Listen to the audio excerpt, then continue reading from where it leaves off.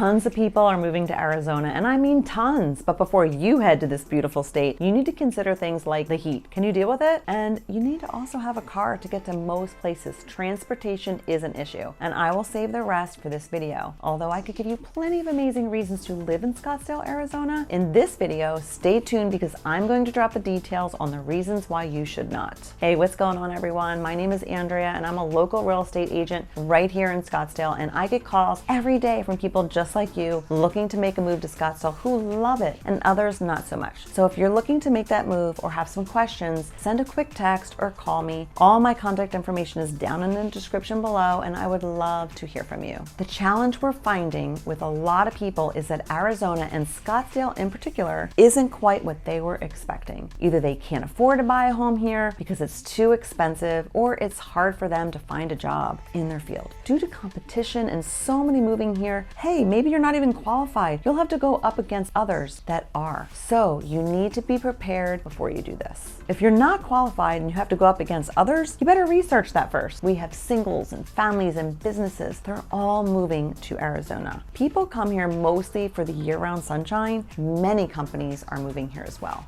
And people come from diverse backgrounds in addition to that. So there's also a lot to do in terms of attractions and entertainment. But still, with all that being said, Scottsdale isn't for everybody. We are going to get into those details right now. Number one, ongoing construction. With the first reason that you may not want to move to Scottsdale is if you're looking for peace and quiet, you won't get any of that living in certain areas. Not all spots, of course, but you need to know where those areas are, where they are building, because construction is happening left and right and down all over. More people are calling Scottsdale home, so we need to build more housing to actually help people find a home. And so when you look at certain areas, streets or the desert landscape, it's beautiful, but then it's lined with stick frames or cranes. And in addition to remodeling of older style homes, that's a lot of work too. Number two, traffic, transportation, and congestion. With all the new building plans and a growing population, traffic congestion can be a concern in Scottsdale, particularly during rush hours. Commute times may be longer than expected, affecting daily routines for residents who need to travel for work or other activities. We do have the carpool lanes, but it still gets jammed up, and you need to really pay attention when you're driving to how quickly the cars can come to a stop, and you may be stuck for a bit and you might not make dinner. Limited public transportation compared to larger cities. Scottsdale's public transportation system might be considered very limited. While there are bus services available in certain areas, it's predominantly designed for automobile use. This could be a drawback for individuals who prefer or rely on public transportation for their daily commute or getting around the city. Look out for roadways, the areas there's lots of construction suddenly closed, and detours as they do improvements. So prepare by paying attention to when those are happening. Large cement trucks are passing by, and all that noise, it's a pain. Although it's necessary to improve the city's infrastructure and to provide more housing, that comes with the cost of the sound of the hammers and power tools as your everyday occurrences in some areas. Number three, as mentioned on the influx of people moving here, that goes with my third issue with moving to Scottsdale. It's dealing with tourism and crowds. Scottsdale is a popular tourist destination, and even for business meetings, and especially during the winter months when the visitors flock to enjoy the pleasant weather. This influx of tourists and such can lead to crowded public spaces and longer wait times at popular restaurants, attractions, and recreational areas. There are some places you will not even be able to get into unless you make reservations way in advance. Now, if you're a member of certain golf clubs areas, you will have access to many more restaurants and establishments in addition to what the public places you can go to are. You still want to plan in advance to be more guaranteed a place at your favorite new local spot. Number four, the high cost of living. It's the fourth reason you may not want to move to Scottsdale, which is a high cost of living. It's expensive. Almost most places in certain areas are over $1.1 million to live here. And in fact, it's one of the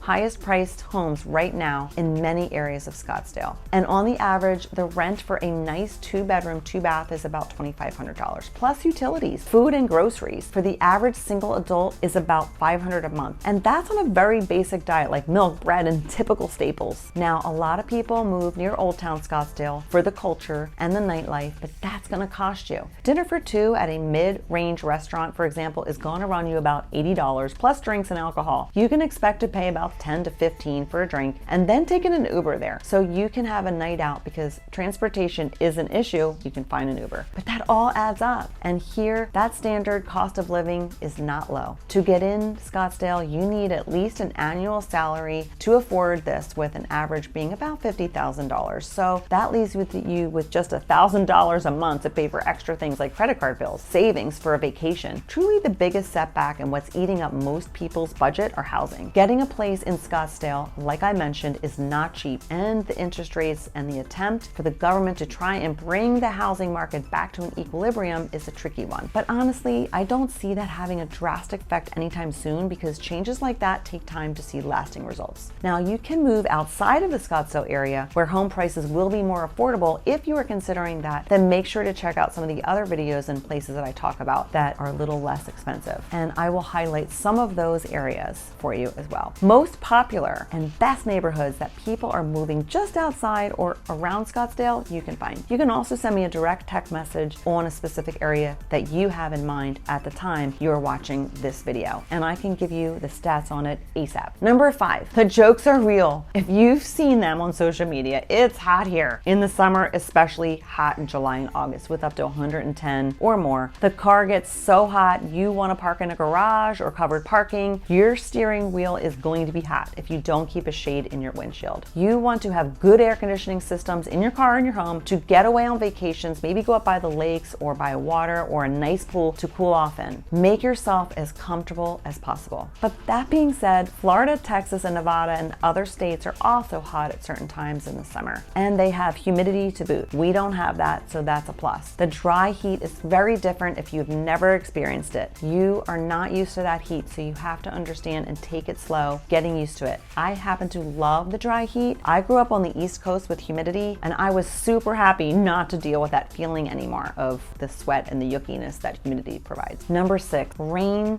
and monsoons. These can be very stormy when there's a monsoon. You're gonna have to get all your stuff off your patio because it's gonna come up quick and it's going to be windy. You will want to take precaution when a monsoon takes place because they're brewing. We get all the warnings for this, but you don't want to be caught driving on certain roads where they can actually flood, and it'll tell you that there's going to be some flooding. If you can keep your alerts on your phone, you can usually avoid this, but already you may be out and about, so try and plan accordingly to not be in a bad storm. Lastly, at number 7 is the wildfires. With having all the amazing sun, we don't get that much rain, often great for planning days out to celebrate events, which is amazing. However, not so great when they occur, mostly in areas when there could be a fire and they're heavily lined with trees, but they do occur on certain areas and occasions, and it's a factor in some spots, so you have to be prepared. We just want you to set your expectations off right, because Scottsdale truly can be one of the best cities to live in the world for so many in many ways, and it's also very sought after. But there's also other things you have to outweigh, and things if you decide that you do want to move here, and if you do, send me a quick text or call and I can be happy to help you. I love to help you love where you live.